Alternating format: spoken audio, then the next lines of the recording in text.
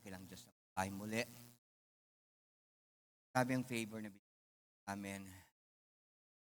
So we are so unworthy. Nadala mo pa rin kami sa pananambahan mo. Ama't naging kami paulit-ulit. Maraming failures. Ayaw mo na mawalay kami sa iyo. God, nawa, wag pumasayang muli ang pagtitipon na ito. Maging open ang mind, maging open ang heart, maging teachable kami, maging moldable po kami. Dalayan ko, Lord, ang napakahalagang mensahe sa umagang ito ay mag-impact sa lives namin. Maalala rin po namin mga family namin. Magkaroon po kami compassion sa mga tao na totally lost from you. Ilang po yung may pinagdadaanan kundi talagang malikod na po sa'yo. Dahil meron po mas mahalaga sa kanila. Ikaw. God, I pray rin, Lord, yan po magsisisi sa mga pagkukulang sala nila. At kita mo naman, Lord, ang sincerity nila. Patawarin mo sila. Meron po nangangailangan ng miracle, ng kagalingan. God, pakita mo silang favor this morning at bigyan mo silang kagalingan. Basta mo kaming lahat dahil ang salita mo ay banal. Gabayan mo kami sa Holy Spirit para maintindihan namin mga salita mo. Alisin mo mga veil na gay ni Satan sa aming mind. Maging very different kami sa word. Mag-harden aming heart. Maging wala pa kaming pakialam. At maging lamantenga lamang ang utak ang mga salita mo. Dahil sa aming life na mag-courage sa amin na maging masunod. Salamat, Lord, this I pray. Pag-aaralan natin this 2 Sundays ang patungkol sa Psalms 20. And of course, dalawang part nga, no? Ang una ay mula verses 1 to 3. And sa Sunday ay mula verses 4 hanggang 6. Ang Book of Psalms, naniniwala nung isulat na ito ni Lord sa aking puso, pamamagitan ng kanyang banal na spirito o rima, naging ibang dating na sa akin ang Psalms 20. And naramdaman ko na talagang napakahalaga ang chapter na ito sa buhay ng maraming tao. Kaya since many years ago, siguro sa loob ng isang buwan, mga 2-3 beses ko lang nami-miss ay pag-pray.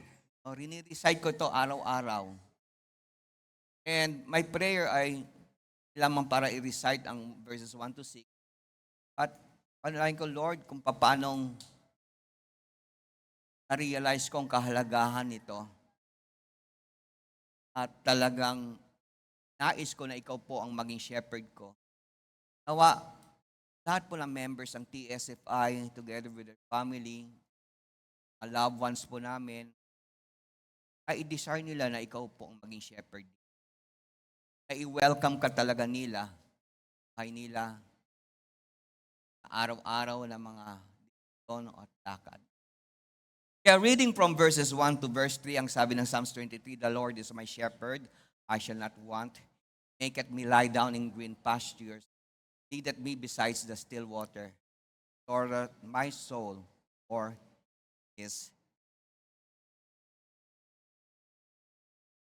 Lord, my soul, he leadeth me in the paths of righteousness for his name's sake. Tagalog, ang Panginoon ay aking pastor. Di ako mangangailangan. You know, pagka ang Lord, ang ating shepherd, Tagalog, hindi na ako mangangailangan. Verse 2, kanyang pinahiga ako sa sariwang pastulan. Pinapatnubayan niya ako sa siping ng mga tubig at pahingahan. Kanyang nauli ang aking kaluluwa. Pinapatnubayan niya ako sa mga landas ng katuwiran, alang-alang sa kanyang pangalan. Itiyan mong katabi mo at sabi mo, nawa, Lord na ang shepherd mo. And you may be seated. Tulad nga nabanggit ko sa inyo, pwede na po kayo mo po, naging ibang dating na sa akin yung Psalms 23.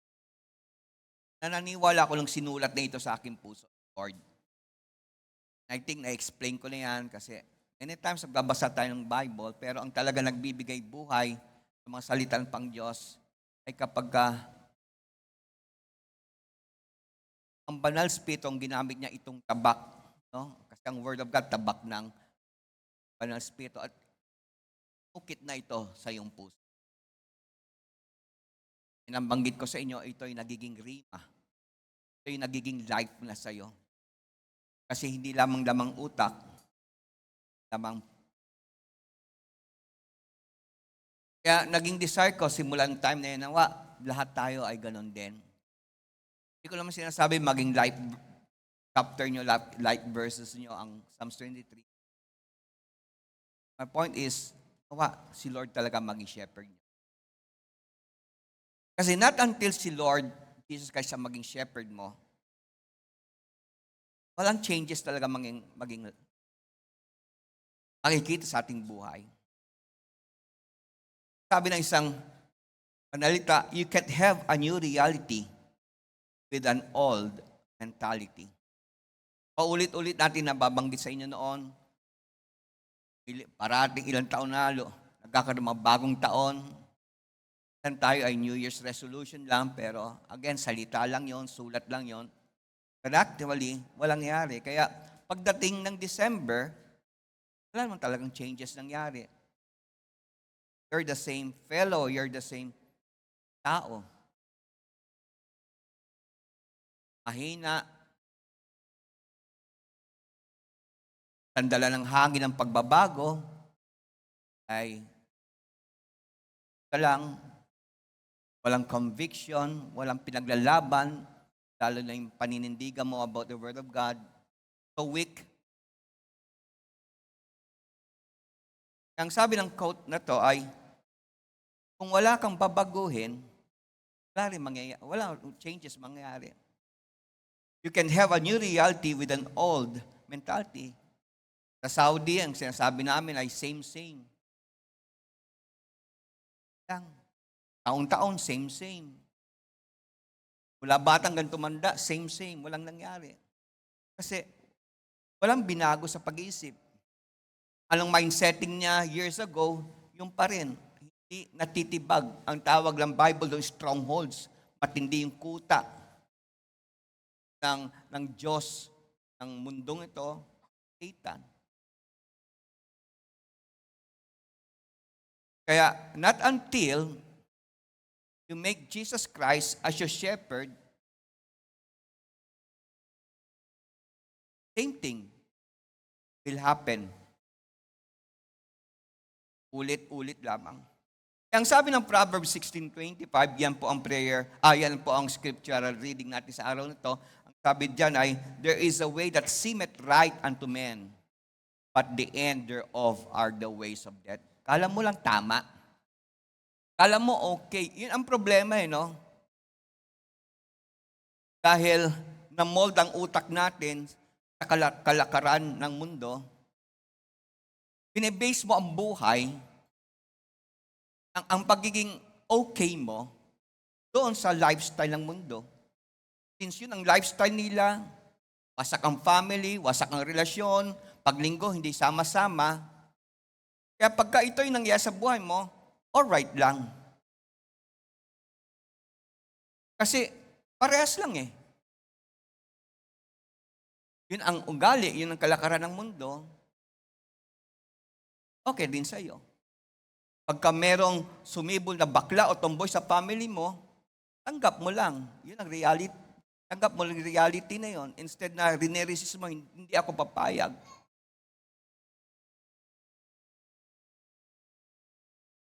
Kaya akala mo lang okay. Kasi nakikita mo sa mundo, seems normal.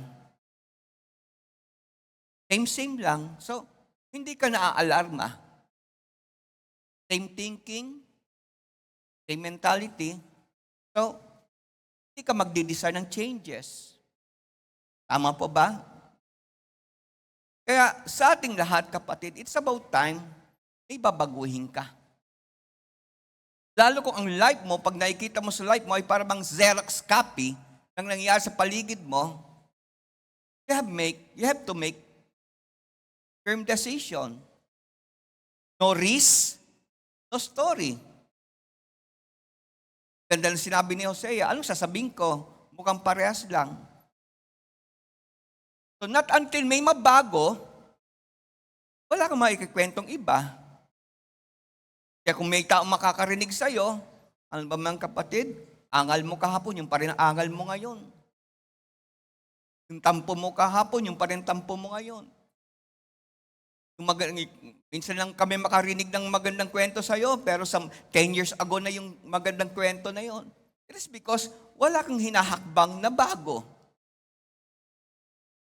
At magkakaroon ng pagbabago, mga kapatid, ay if you make Jesus Christ the shepherd alive. Yes, maganda kapatid na ang angels nakapaligid sa atin.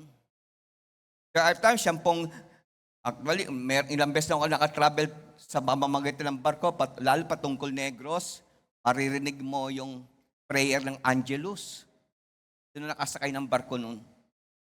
Pali yan, biyaheng Negros. Angelus ang prayer, pagdating natang 5 o'clock yan, 6 o'clock. Alam niyo yung prayer ng Angelus, yung panalangin kay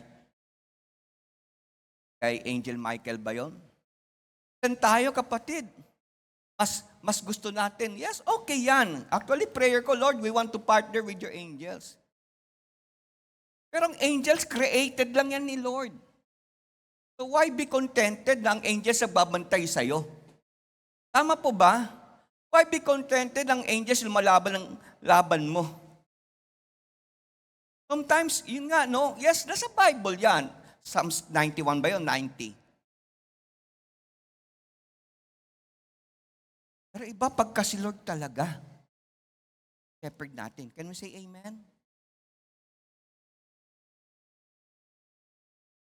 Alam nyo, ang Psalms 23, although magpa-focus lang tayo sa 3 verses kasi pipilitin natin, sayang ang daming materials, ang daming information dito. Ako naniniwala, kapatid, kung open mind nyo yun, grabe ang rima ngayon. Holy Spirit. Ang Psalms 23, isang napaganda example ng tinatawag na figure of speech. Talinhaga, maaaring masabi natin talinhaga na naglalarawan ng uri ng relasyon na gusto ng Diyos sa kanyang anak. Ang ginamit niyang ilustrasyon ay yung relasyon ng pastol o shepherd at ng tupa. To illustrate or to describe sa atin yung desire ni Lord. Gusto ko tupa kita. At gusto ko rin ako yung pastol mo. Yes, ako ang Diyos. Yes, akong tagapagligtas mo. Yes, ako ang Panginoon at salamat, kinikilala mo ako sa ganon. Yes, ako ang protector mo. Yes, ako ang healer mo. Pero, mas appreciated ko kung lalaliman pa nating relationship natin. Tupa at pastol. Pastol at tupa. At nung na-realize ni David, ito, grabe ang dating kay David. Kaya try to visualize ang isang pastol nag-guide sa kanyang tupa. Sa mong indong ito, kapatid, even as a child of God, o ikaw ay sheep na, ang dami nating pagdadaanan. At sa mga daan na yan, maraming trap si Satan. At hindi lamang si Satan, maraming pag-akit ang world. To keep you off walking yung right path. And since hindi natin kabisado, yung nalakbay natin sa mundong ito, Anong kailangan natin? Kailangan natin ng isang pastol. Ang shepherd tulad ni Jesus Christ.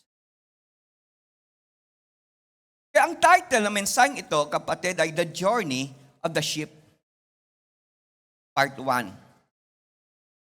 At sisikapin ko maintindihan ninyo yung mga intricacies, yung mga iba-ibang sirkumstansya, mga sitwasyon na dadaanan ng anak ng Diyos o pastol, no, siguro gamitin na natin sheep pala. Dadaanan ng isang tupa ng isang sheep sa mundong ito, kahit ikaw ay isang mananampalataya nga. God wants us to be confident and to trust in the love He has for us so that we can overcome fear and become fearless and successful. Alala ko, nagkaroon kami mentor ng mga tatay, I think last month yon. Sabi ko, sa challenge ko dito sa church ay mas dominant ang mga kababaihan.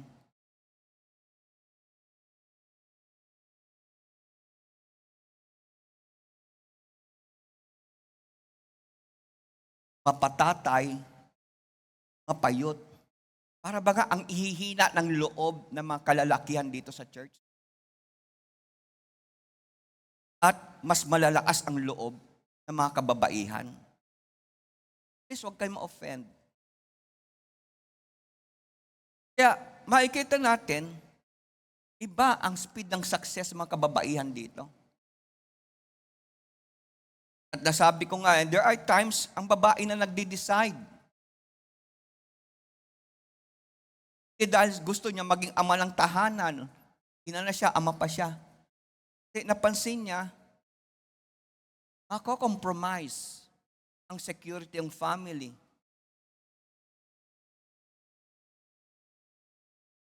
Dahil sa mahinang loob ng makalalakihan. Sabi ko nga last Friday, mentoring Friday, mga 2 oras ang inaabot namin, walang ka-Valentine naghihintay sa anak ko. Sabi ko, okay, tapusin na natin to. Sa mind ko, kung putulin ko pa, baka 1 taon na hindi pa kami tapos sa isang notebook. Sabi ko, alam nyo, noon ang mga babae, even lalaki, ang gusto nila, gwapo. Ang babae, no? Kaya pinipilit nila makahanap ng katulad ng mukhang ito. Buti na lang. Gwapo, cute. Ang dami ko nakita dito sa church. Ang kagwapo nila pero wasak ang family. Mahilig sa gwapo. Ganun din mga kalalakihan, gusto nilang maganda.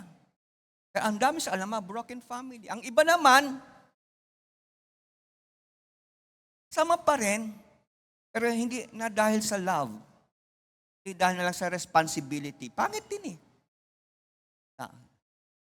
Anak ako pero wala nang love. Wala nang respect. But then sinabi ko sa mga leaders who were present that last Friday, sabi ko, medyo nagbabago ngayon. Hindi na sila basta-basta naghahanap ng gwapo kasi ang kakapon, kukupas din yan eh. Hindi na sila basta-basta naghahanda. Nagmamature na rin TSFI. Kasi kumukupas yan eh. Isang araw, slim, bukas, grabe na. 3 na yung humps. Ha? Kaya sabi ko, pinag-aralan din namin yung security. Last Friday. Sabi ko, ang hinahanap ngayon ay yung lalaki handang tumayo. Handang manindigan. Handang ipaglaban kung ano yung desisyon niya. Hindi mahina ang loob. Staker. Wapo ka nga. bakla ka naman sa desisyon, di ba? Wala ka masyadong kagapuhan. Kalahati lang ng mukha mo ang gwapo. Pero, grabe mga desisyon mo. Handa mo paglaban. So, ang tanong, bakit may fear? At mali. Kita nyo kung paano sinira ni Satan ang institution family. May head of the family nga. Pero ang buntot nasa pagitan ng paa. May mga gwapong young people. Kaya na pag-iiwanan ng mga kababayan ng people, matatapang mga kababaihan. At yun ang ginagawa ni Satan, sinisira talaga.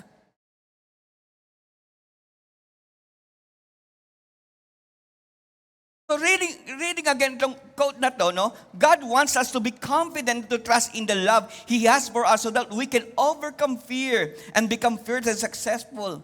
And that will happen only pagka si Lord talagang shepherd mo. Mawawala ang takot mo. Mawawala yung pagiging mahina ang loob. Para sa lalaki, para sa babae. Alam niyo ba sa bansang Israel in ancient time, no? Ang shepherd, ang trabaho ng shepherd, caption ito, matindi ito. Ang trabaho ng shepherd ay pinakamababa ang uri na trabaho. Kapag shepherd ka, ang baba ng tingin sa iyo. And you know what? Pagka ang pamilya nangangailangan ng shepherd o pastol, usually bunso. Kakita niyo si David, siya ang bunso. Naalala niyo yung kwento na yon? Kaya kahit may big event na sa family, darating si Samuel eh. David, hindi tinext, David, darating si Samuel, dapat dito ka. Kasi nga, shepherd si David nun eh. Siya ang bunso. Sino mga bunso rito? Pasang kamay. Ako, bunso ako. Si David, pares kayong bunso. Oh, grabe. Ang shepherd pala mga bunso.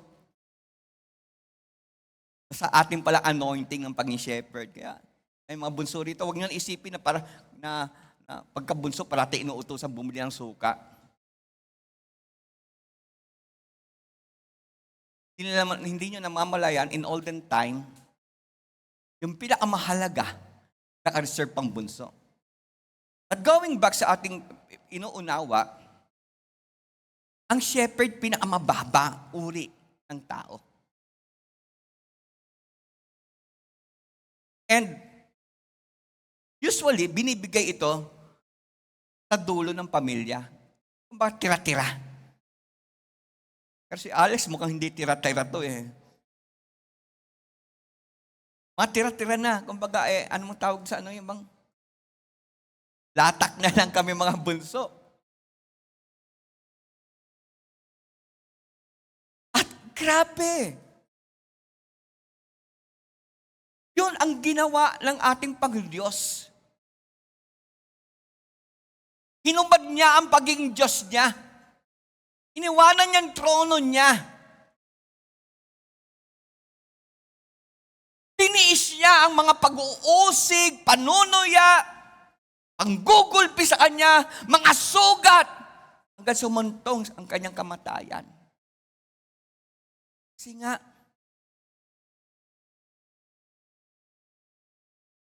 gusto niya maging shepherd.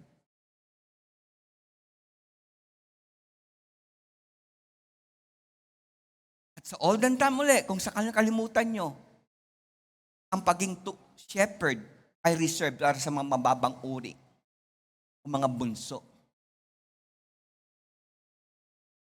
And that was Jesus sa buhay mo.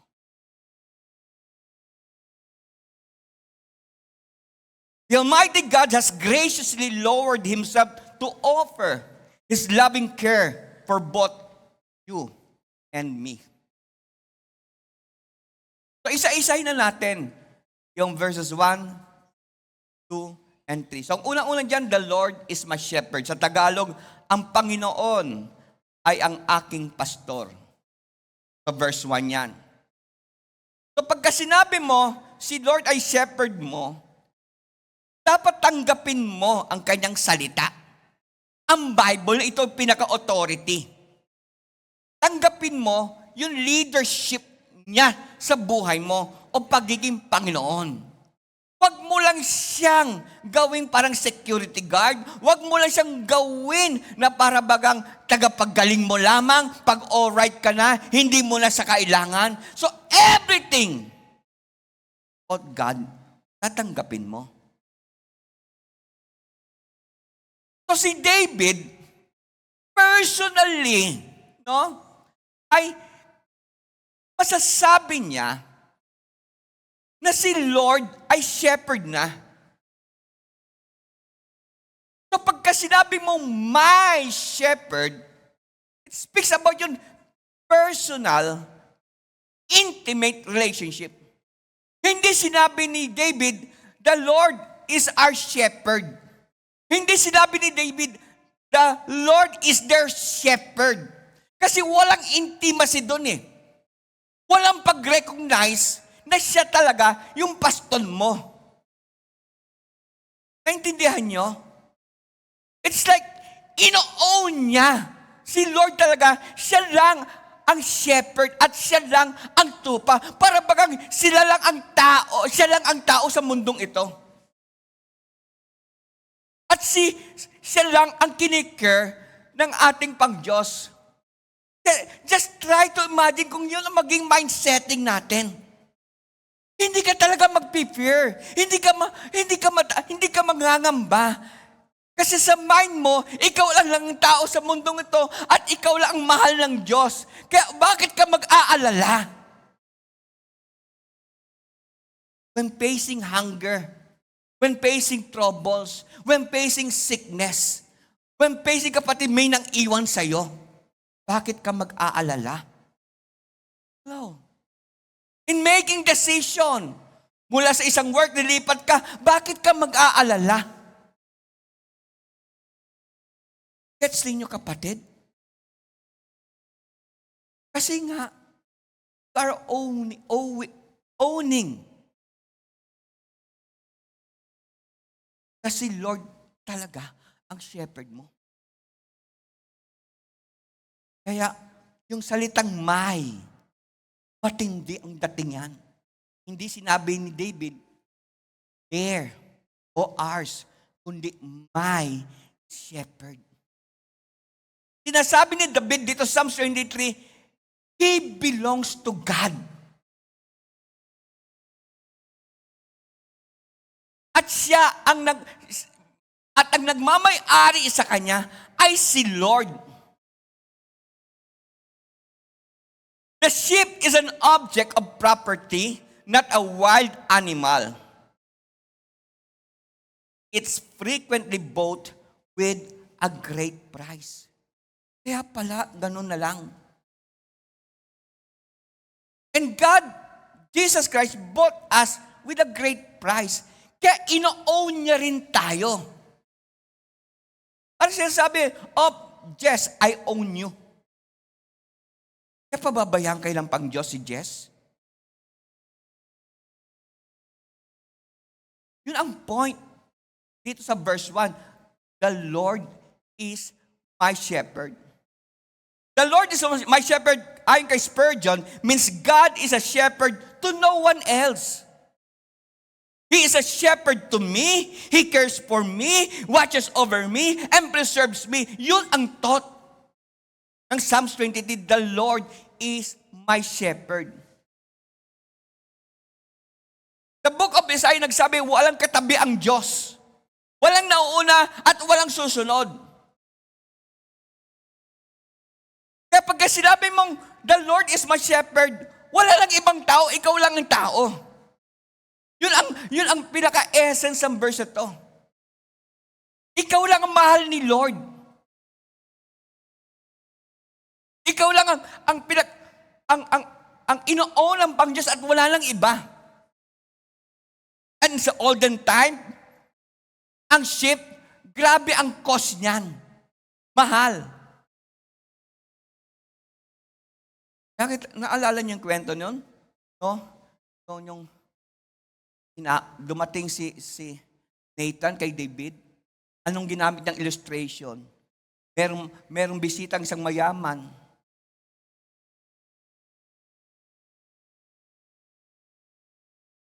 Pero ang kinatay niya ay tupa ng kanyang katulong. Bakit? Kasi chine-cherish, grabe ang pagmamahal ng mayaman sa sarili niyang tupa. Wala siyang pakialam sa ibang tupa. Yung sarili niyang tupa, hindi niya pwedeng katayin. Protected niya yon. Nagets niyo?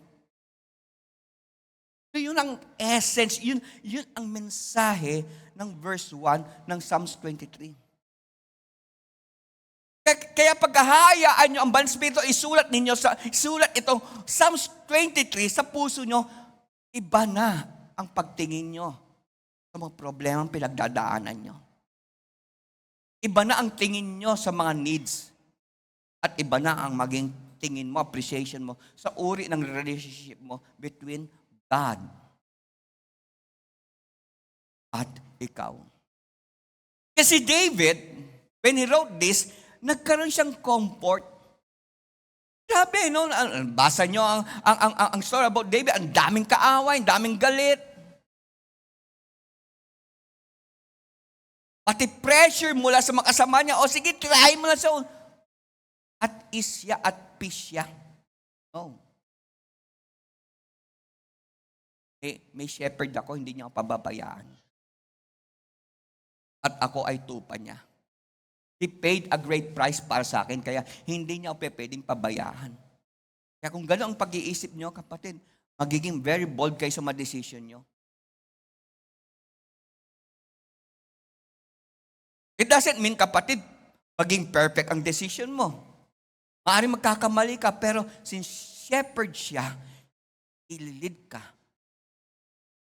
tamang daan o path. At magsabing amen. So the heart of the psalm doesn't connect with the self-sufficient.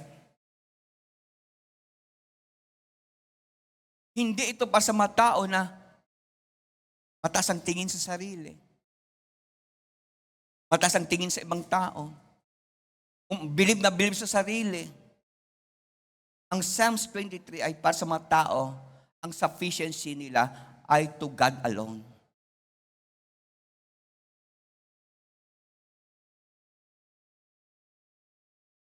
A sheep cannot protect itself. So bakit natin kailangan isang shepherd? It is because ayon kay Trapp, a sheep cannot protect itself from storms or floods. It stands still and will die if the shepherd does not move it to safety. So yun ang isa sa mga character ng sheep. Kaya kailangan natin ang isang shepherd. So kung ang tingin mo ay tupa ka, lalo dapat maging dependent ka kay Lord. Kaya yung mga ugali ng marami pagka may problema, umibitaw kay Lord. Pagka may pinagdadaanan, hindi na magsisimba. Kapatid, sinong babangon sa'yo? Character ng sheep, pagka may mga storms in life na, may mga daluyong na, may mga floods na, para bangang, doon lang sila. Bahala na. Ulanan ako, bahala na. Nabahain ako. Bahala na. Kung mamatay ako, patay. Yun ang ugali ng sheep. And there are times, ginagamit ni Satan yan kung ikaw lalayo kay Lord.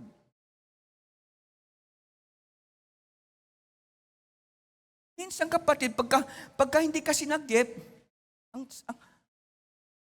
feeling mo hindi ka sinagip, sabi na ang tatalim ni Satan sa mind mo. Kita mo, hindi ka talaga mahal ni Lord mo. Pa-shepherd ka pa. Wala, ang dami ng paraan si Lord para iahon ka sa masamlip na kalagayan, pero ayaw mo magpaahon. Kung ang tingin mo sa sarili mo ay tupa ka talaga at si Lord ang shepherd mo, magpasagip ka. Magpatulong ka. Magpag-guide ka. Magpabangong ka. Kasi ang trabaho ni Satan, ida-down ka talaga. Kaya sa ship, walang mayabang. Walang nagmamalaki kasi ugali natin yan eh. Pagka may bagyo, parang suko na tayo. Bahala na. Kaya we need a shepherd na magsasagip sa'yo. And the only way na masasagip ka ng shepherd ay connected ka parati.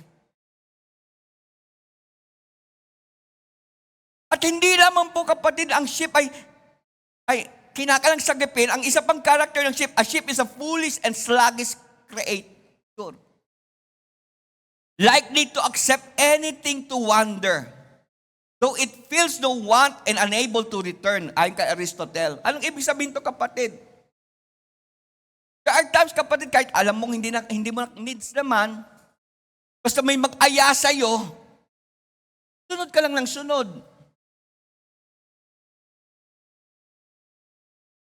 Madali iligaw ang sheep. Kaya kung wala kang shepherd, tagilid ka.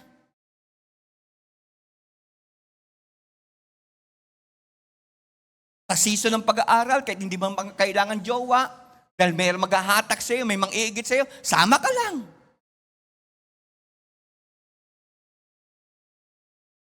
May junior-senior prom, kahit hindi mo naman kailangan, matalino ka naman. May nag-aya sa'yo, kahit magigipit ng pamilya mo, sunod ka lang. Kasi tupa ka nga eh, madali kang lokohin, madali kang bulahin.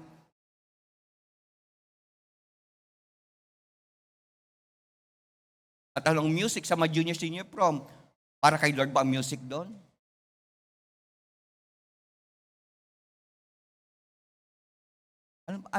Kalimutan ko yung meaning ng disco, Dancing in Satan's Company.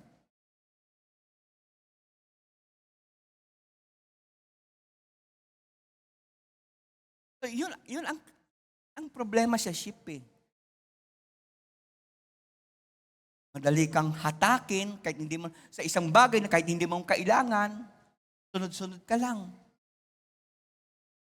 Basahin ulit natin. Baka hindi nyo na-gets.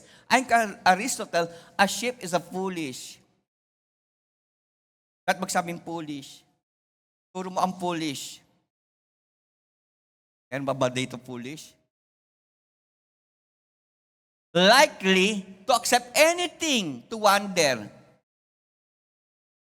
Kaya madaling mabitag ang ship eh. Though it feels no one, kahit hindi mo kailangan. Pero mo season ng pag-aaral, kahit hindi mo naman kailangan boyfriend, girlfriend. At kung hindi ka mag-iingat, ilang boyfriend pabibilangin mo, ilang girlfriend hanggang sa makuha mo asawa mo. Ang ganda kapatid, pagka nagkakang girlfriend, boyfriend, yun na yun. Diba? Tama po ba? Hello? Ba't walang nakaka-amen? Kasi nga, na-mold ka ng mundo. Yun ang normal. Makailan mo ng lalaki, makailan mo ng babae bago asawa. Pero mali yun eh. Tama po ba? Tama po ba? Parang tahimik. Kasi ang takbo ng utak mo na, control ng mundo. Kaya binabago natin yon. Can you say amen? Kinakalang diktahan pa. Kaya doon po mapapasok ang kahalagan ng dapat meron tayong shepherd to guide us. Kasi ang daming patibong sa journey natin.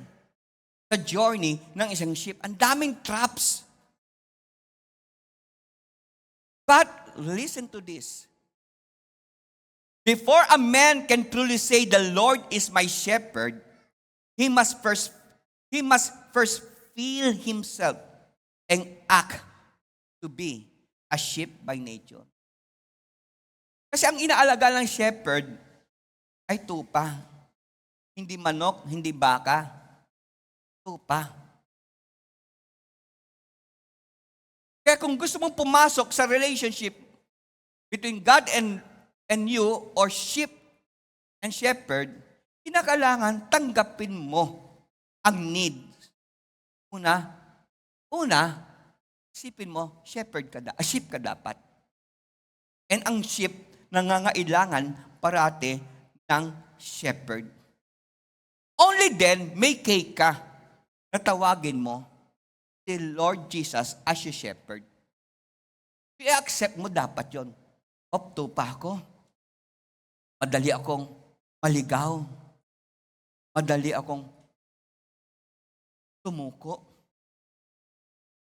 Kailangan ko ng pastor o pastor. Kaya doon lamang papasok si Lord. Tanda mo, hindi party breaker o gate crusher si Lord. Hihintayin niya na bubuksan mong buhay mo sa isang shepherd kay Jesus Christ. Doon siya mag-uumpisang mangingialam sa iyo at i-guide. Number 2, I shall not want. Sa Tagalog, hindi ako mangangailangan. Sa verse 1 pa rin. The Lord is my shepherd, I shall not want. Anong ibig sabihin to? It is a declaration ng decision. Na si Lord ay sapat na. At magsabing, si Lord ay sapat na. Ito dapat maging decision. A firm decision. Isang commitment. So kay David, nang dineclare niya, nang dinicide niya na si Jesus Christ, ang Diyos ay shepherd niya, tinapos niya o tinuldukan niya yung dissatisfied need niya. Anong Tagalog ng I shall not want? Hindi ako mangangailangan. Hindi kayo mabuti. Papasok lang sa life ng isang tao yung tinatawag na contentment pagka si Jesus Christ na ang shepherd mo. Hindi ka naman sinasabi pagka contentment ka, okay ka lang, yung buhay mo ay ganyan. 500, 600, o 700.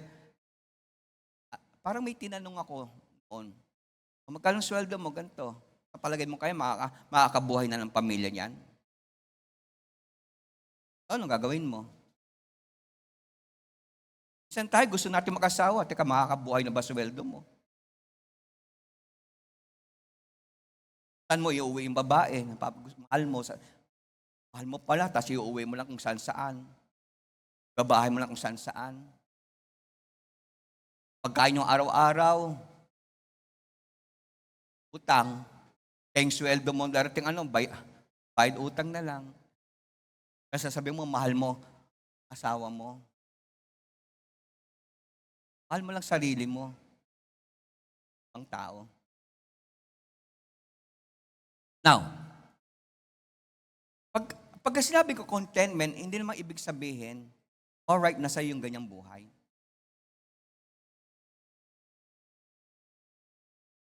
What is alright is,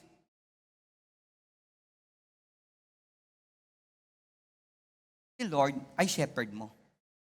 At alam mo, hindi kanya pababayaan. Pagka sinabi mong I shall not want, di o mangangailangan, hindi mo hahanapin sa iba, kundi kay Lord lamang. Example, pagjojowa. Mga young people, huwag kayo magmadali. Hintayin nyo. Maganda tiga church, at least pagka church, alam mo na, kilala mo na siya. Pagka hindi tiga church, kita niyo yung sa balita, bahapo yung lalaki. Ang bubugbog, kawawa yung babae, no? Sino pa yun? Sabi, no? Kaya ang hirap pagka hindi mo kasama sa church. Hindi mo alam kung masipag sa bahay. Hindi mo alam kung masunurin sa parents. Hindi mo alam kung may fear kay Lord. Diba? Andito sa church, maaaring hindi siya masyadong gwapo, maaaring hindi masyadong maganda, pero alam mo may takot kay Lord, di ba? Saan ka pa pupunta? Kagaya ka pa sa mundo, magalang kang gwapo, magalang kang maganda. So pagka sinabi mo, the Lord is my shepherd, I shall not want, ang sufficiency mo ay na kay Lord. Kay sapat na. Kung sakaling ito yung pagkain namin ngayon, hindi parati ganito. Siyempre, sasamahan mo ng kilos, sipag, aral. Pag-restake, bilang mo anak ka ni Lord, 50 years ka na, 500 pa rin sweldo mo.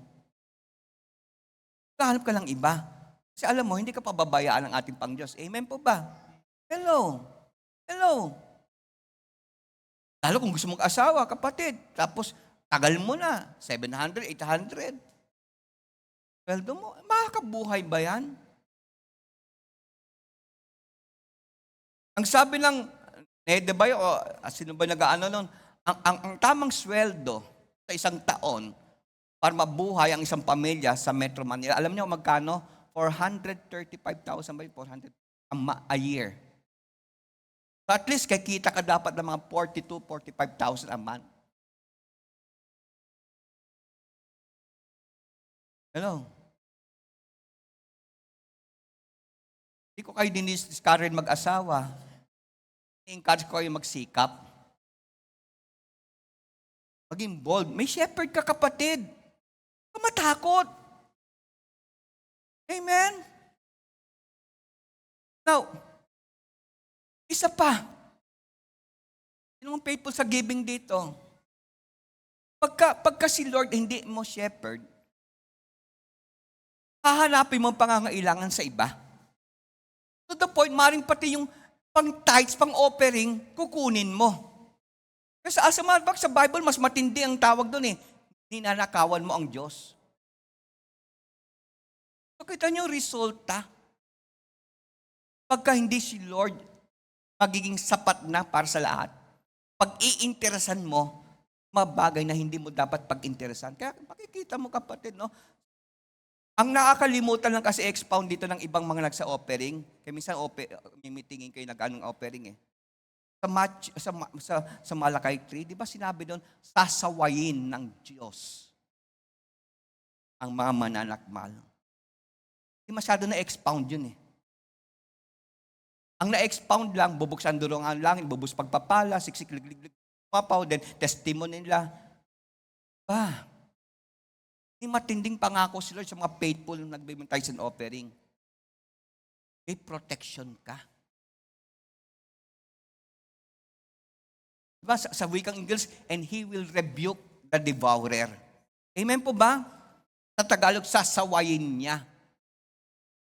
Kaya minsan, nasasabi ko sa asawa, kawawa lamang asawa nito, trabaho ng trabaho. Kawawa lamang nanay ito, trabaho ng trabaho. Eh, masasayang lang. Maging alipin silang utang, maging alipin sila lang ng contentment, maging alipin sila parating kulang. Kasi wala nga proteksyon. Sino lang pinoproteksyon ni Lord? Sino lang pinoproteksyon ni Lord? Faithful. Sa tithes and offering. And I hope, mga nag-ano ng offering, huwag niyo kakalimutan yon. God will rebuke the devourer. Pero mo, ito yung natatanggap mo pagka siya ang shepherd. Kaya pala, nasabi na David, I shall not want.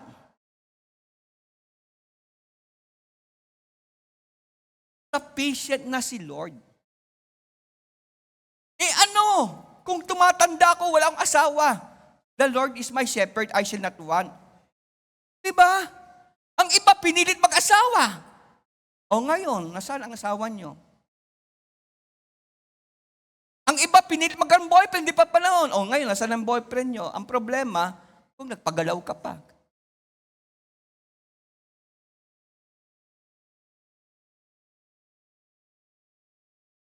So, may curse na pumasok. Malaking possibility, may mangyayari ng hindi maganda sa anak mo. Kasi nagtanim ka ng immorality. Paulit-ulit yung kwento. Eh ano? Kung walang boyfriend, girlfriend, tulad mga classmate mo, lahat sila may boyfriend, girlfriend, nagbibilang na. Doesn't matter. My God is my shepherd, I shall not want. Because God is sufficient. So I shall not want means I decide to not desire more than what the Lord, my shepherd, gives. Yun ang ibig sabihin, I shall not want. Kaya I hope, maunawaan niyo sa tama. Doesn't mean na hindi ka magde-decide to have a better life. Number 3, He maketh me to lie down. Kanyang pinahihiga, verse 2. So, as Lord, as a shepherd, alam niya kung kailan, when, na pahihigain ang tupa. So makikita natin dito, yung care talaga ni Lord sa mga tupa niya. Sino mga workaholic dito? Sino mga nagsusunog ng kilay? Palagay ko walang nagsusunog ng kilay rito. Ikilay lahat kayo eh. Ito yung pang isang hindi magandang character ng tupa, kaya kailangan talaga natin ng shepherd. A sheep doesn't always know what it needs and what is best for itself. So, needs help from the shepherd. Alala niyo, sinabi ko sa inyo, actually narinig ko yung poem na yun. Sabi doon sa radio, DCAS, kakapa-kapa, kakapa-kapa, sa dilim, kakapa-kapa. So, ito yung problema ng sheep. Minsan, hindi natin alam kung ano ba talagang needs natin. To the point, gaya-gaya na lang tayo sa iba. Meron siya, meron din ako. Gusto niya yun, gusto ko na rin yun. Hindi niya talaga alam kung ano yung needs niya talaga. Then ang isa doon, He maketh me to lie down in green pasture. Sa Tagalog, sa sariwang pastulan. Diba, nasabi ko sa inyo kanina, there is a way that seemeth right unto men, but the end thereof are the ways of death. Kung wala kang pastol, kung saan-saan ka, hihingi ng tulong, kung saan-saan ka aasa, kung saan-saan ka lalakbay. Kaya alam mo, kaya akala mo green pastures na, hindi pala. Akala mo, yun na, hindi pa pala. Kasi alam, si Lord Jesus Christ lang ang nakakaalam kung saan ka hihiga. At parating ihiga ka niya doon sa may pastulan. Hindi yung biglang yaman, biglang may pera, pero maya-maya, wala na.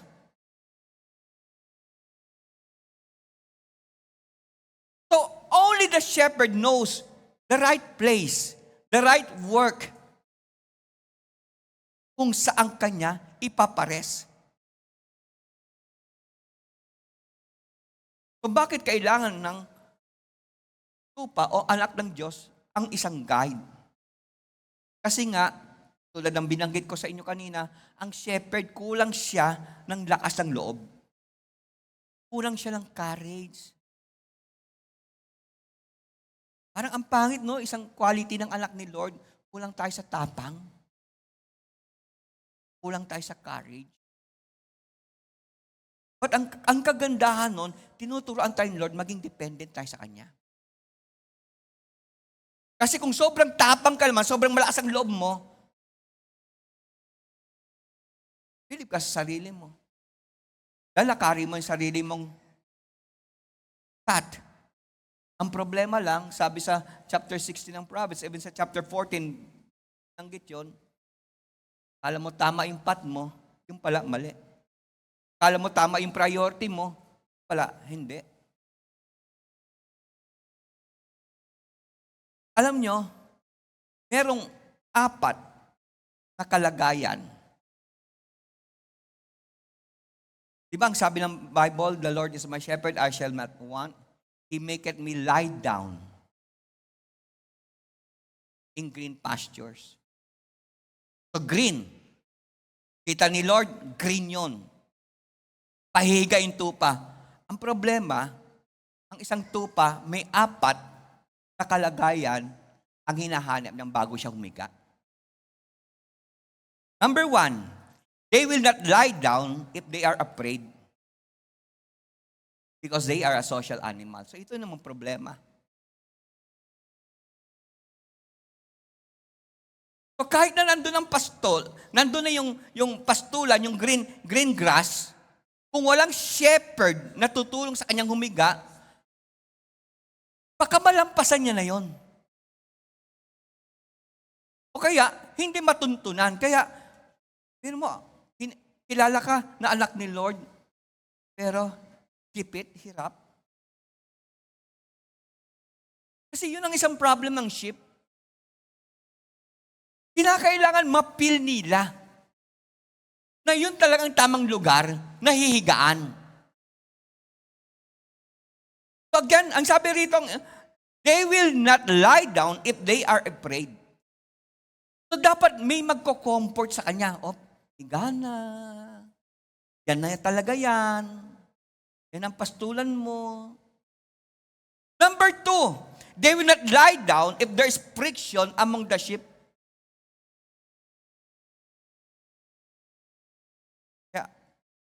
So makinig kayo. Pagka may alitan sa loob ng pamilya, ang hirap dadaloy ang blessing. Kung may away ang mga magkakapatiran sa loob ng church, ang hirap maloy ang blessing. Going back sa sheep, ang isang character ng sheep, bago siya hihiga doon sa pastulan, na kung saan siya dinala ng Diyos o ng pastol, dapat walang kaaway.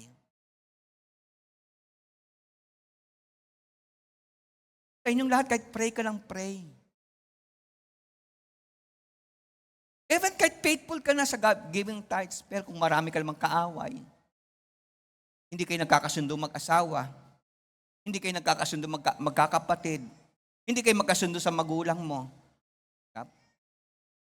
hindi ka magre-rest. Pag sinabi mo is there's content. Pag sinabi mo there's contentment, there's joy, kapatid. So ang tupa, kapatid, pag madali siya ma-affected, hindi yan hihiga. Number 3 pa, if flies or parasites trouble them, they will not lie down. Nakalang walang lumilipad na langaw. Madali siya madali siya, ang Tagalog nun? Madali siya ma-affected. Hindi ka higa. Kaya importante may shepherd. Ito, babalikan natin ito, no? Kasi ano magpo-protect sa sheep para walang langaw? Kasi next Sunday na yun. Pang-4, finally, if sheep are anxious about food or hungry, they will not lie down. Kung balisa sila, kahiga. Kaya doon papasok ang shepherd. Dana, huwag ka mag-alala. Nandito ako. Love kita. Kapatid, lalayo kay Lord.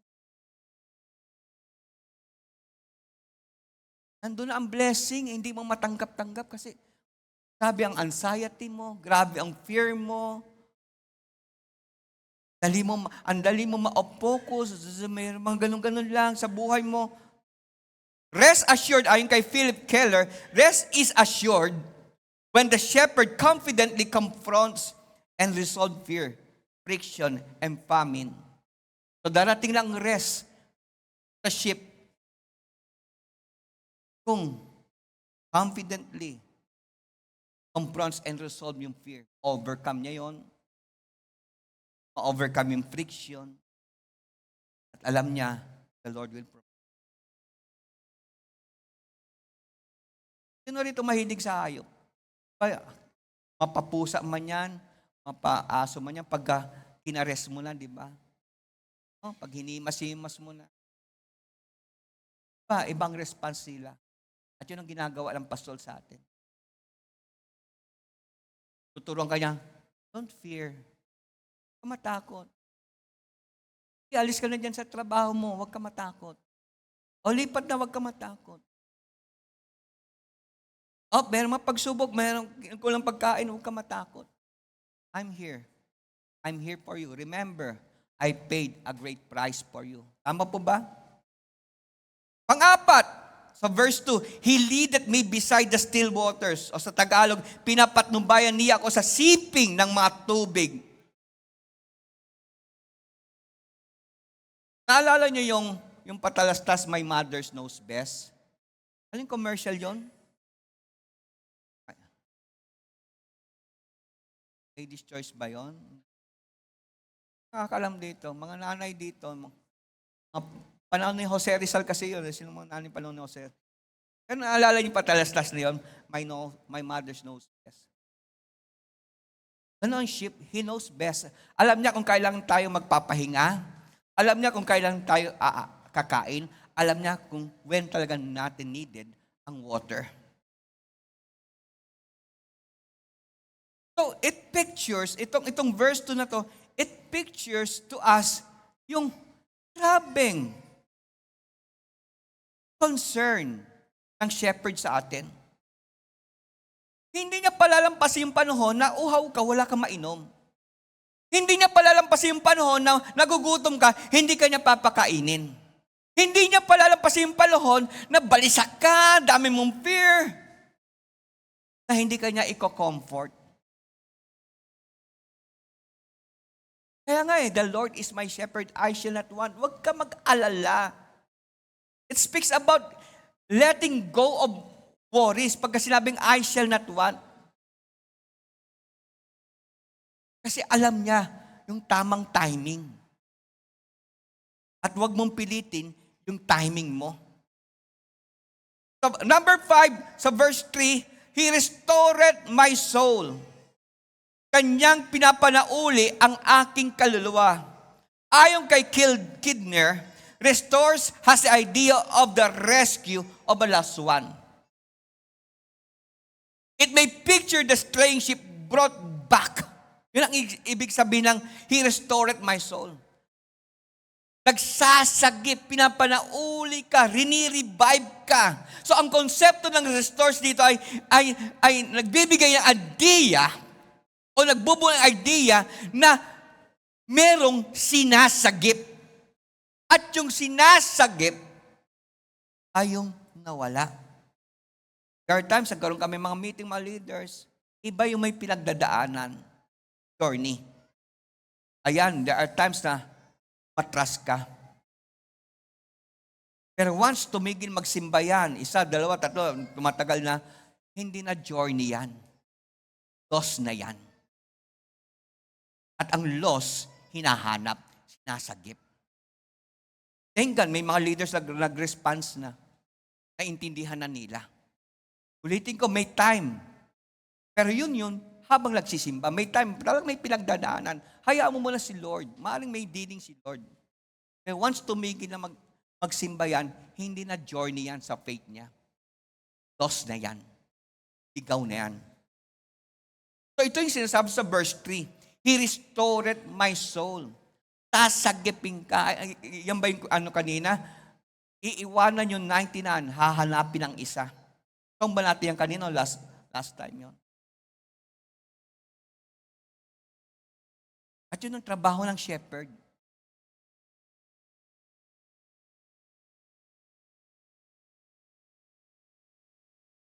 So, naglalarawan ito ng isang tupa na wala sa landas, na wala sa tamang path, na wala sa journey, and being safely brought back sa fold, sa yakap ng kanyang pastor.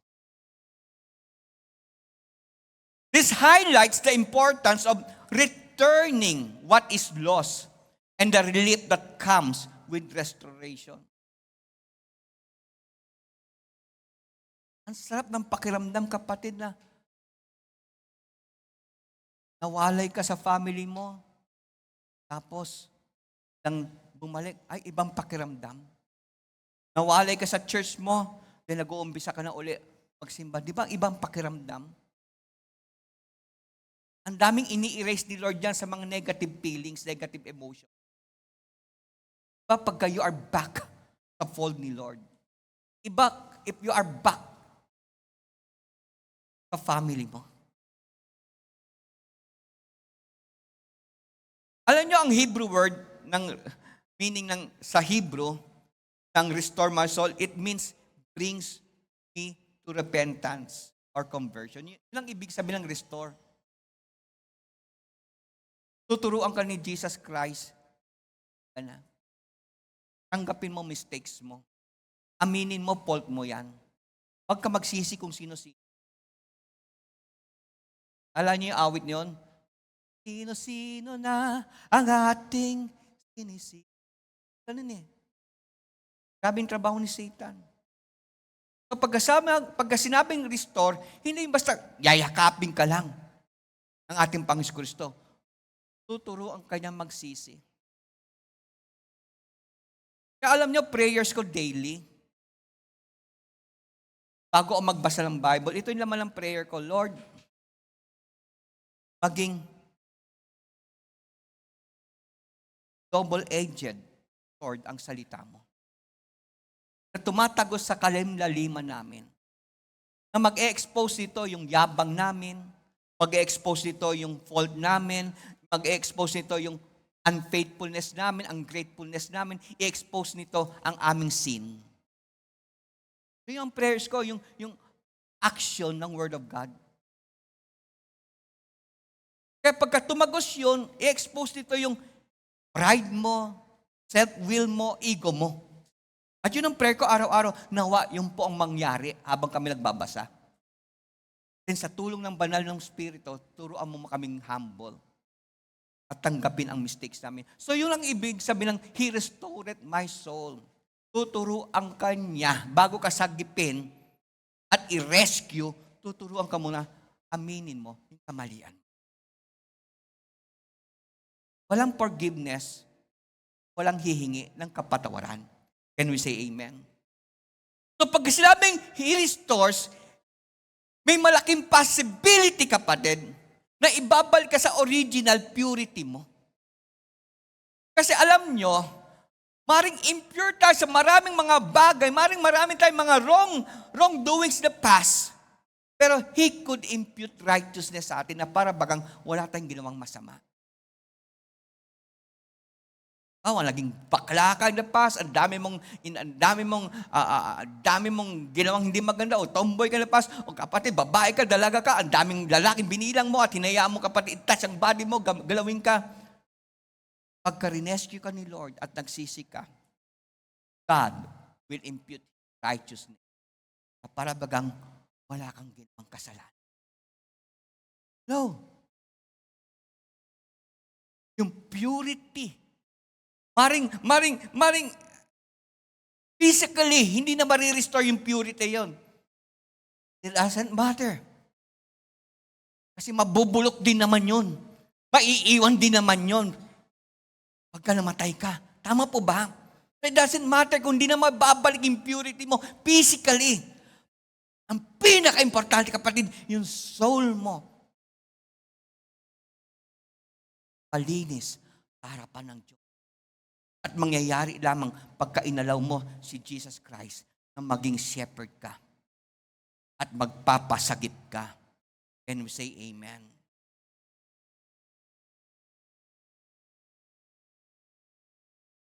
Kapatid, ang sheep, hindi niya alam kung nasaan ang green pastures. Hindi niya alam kung saan siya iinom ng tubig. Hindi niya alam kailan siya hihiga. Hindi niya alam paano siya babalik sa kawan niya. Kawan ba tawag doon? O fold niya. Kaya kung walang shepherd, kapatid, wala. Third times nga, kahit nakatamasa na tayong biyaya ni Lord, pagka talaga napalayo kayo, di ba? There are times parang ang hirap na bumalik. Marami sa atin dito na experience yan. Ang hirap uli magsimba. Sa mga naka-experience ang disciplinary action dito na wala ka sa ministry, parang ang hirap, paano ko babalik? You need a shepherd to guide you. Ang sabi ni Horne, they are guided along the right path and in a way that follows God's rule. Obstacles are removed and gain strength to follow God. Commandment more easily. Pwede namang musician. Patapos na ako. And lastly, for His name's sake, alang-alang sa kanyang pangalan. Antindi nito mga kapatid. Minsan tayo iniisip natin, bless ako ni Lord dahil faithful ako. Pinagaling ako ni Lord dahil malaki investment ko sa church. Pinatawad ako ni Lord dahil mabuti ako. Kaya ang sufficiency mo ay sa sarili mo. Ang tiwala mo sa sarili mo. At kung may binigay ni Lord sa'yo, karapat-dapat lang kasi meron kang binigay. Okay, pagpalagay natin ganun si Lord kasi kung ano naman talaga tinanim mo, aanihin mo yan. Tama po ba? Pero tandaan mo, maraming pagkakataon, hindi ka tanggap-tanggap ang alay natin sa Kanya.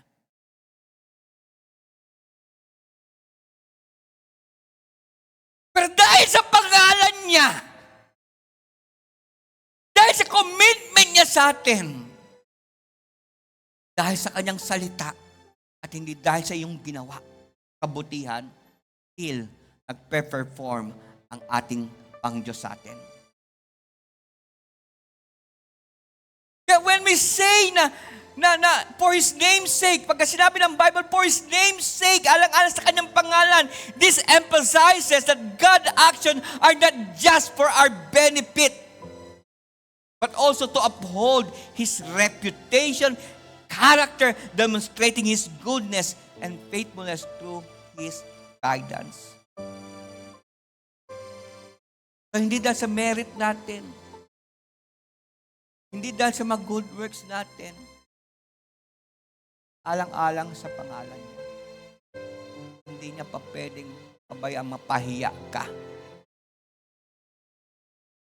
Hindi pa pwedeng pabayaan ni Lord na masira ka. Kasi ang pangalan niya ay nasa atin.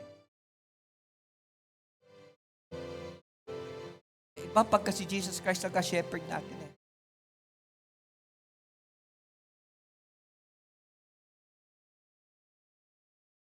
You are giving Jesus Christ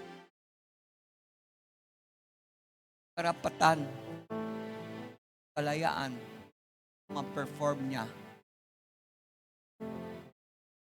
ang part ng kanyang character na siya ay maging shepherd. Kasi nga, maraming beses, maraming pagkakataon, hindi natin alam kung ano talaga gusto natin. Kaya minsan nakarinig tayo, ang hirap mo ispellingin. Ang hirap mong unawain. Ang hirap mong mag-gets. Hindi ko alam kung paano kita paliligayahin. Hindi talaga natin alam yung tunay nito. Minsan tayo naiinis. Sino na dito? May times naiinis ka na sa sarili mo. Pati ikaw, hindi mo na maintindihan sa sarili mo. Ano ba talaga? God knows what is best for you.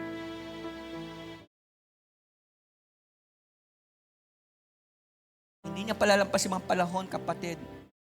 Nalipas na.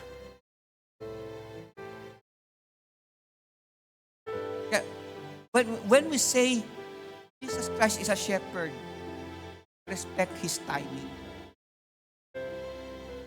Huwag mo lang kilalanin na siya ang Lord mo, siya lang ang provider mo. Even timing niya, tanggapin mo. Amen. Ang dami nagmadali sa mga young people, may iba na una sa inyo. Iba, praise God, nakabalik. Hinilit nila timing nila. Look at their life. Salamat lang talaga, alang-alang sa kanyang pangalan, pinatawad niya tayo. Alang-alang sa kanyang pangalan, sinagip ka niya. Alang-alang sa kanyang pangalan, binigyan ka pang opportunity to perform sa kanyang kingdom. Kasi kung ibebase sa history natin, wala. Ang hirap tayong pagkatiwalaan. mahirap tayong asahan. Dahil God needs to protect His name.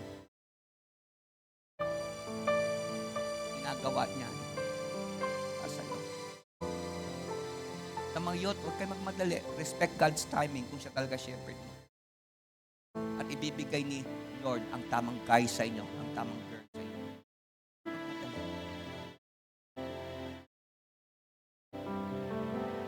Pwede ba tayong tumayo? Close our eyes. Worship God. May magandang gagawin si Lord sa atin ngayon.